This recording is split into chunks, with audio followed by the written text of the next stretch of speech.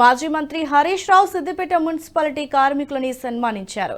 స్వచ్ఛ సర్వేక్షణలో దక్షిణ భారతదేశంలోని clean city award దక్కడం వెనుక మున్సిపల్ కార్మికుల కృషి ఉందని హరీష్ రావు గుర్తు చేశారు.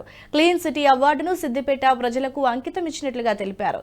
ఒక మున్సిపాలిటీకి జాతీయ స్థాయి అవార్డు వస్తే రాష్ట్ర ప్రభుత్వం అభినందించకపోవడం సిగ్గుచేటని విమర్శించారు.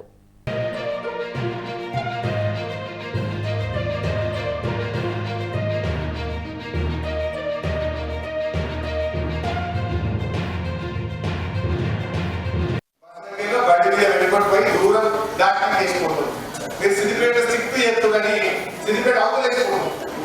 నేను అప్పుడప్పుడు కాకల అది పుల్లు దిగిపోయేటప్పుడు రాయడానికి చూపిస్తాను. చూడగా గాడిదలబాద్ రాగానే కొట్టాలి తెలంగాణ పడుతుంది నేను చూపిస్తాను. ఇది ఏం చేయాలి సార్ ఇంకా టైప్ చేస్తే వాళ్ళు ఆడేసుకోకూడదు పట్టండి. సో అట్లా ప్రజల్లో ఇంకా కొద్దిగా మార్పు రావాలి. రూపాయికి 90 పైసలు మారింది.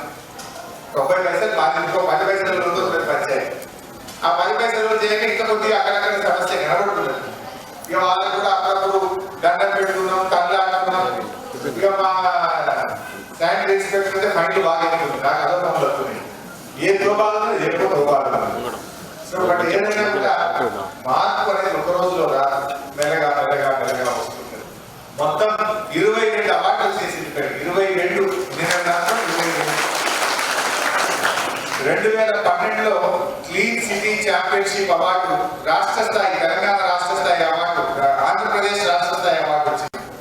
అట్లా 2015లో ఎక్సలెన్స్ అవార్డు, 16లో జాతీయ స్థాయి అవార్డు, 2016లో హరిత మిత్ర అవార్డు, స్పోర్ట్స్ అవార్డు, ఇట్లా 2023లో clean city of south India అంటే మొత్తం 22 అవార్డులను సంతకం చేసుకున్నది మన సిద్దిపేట.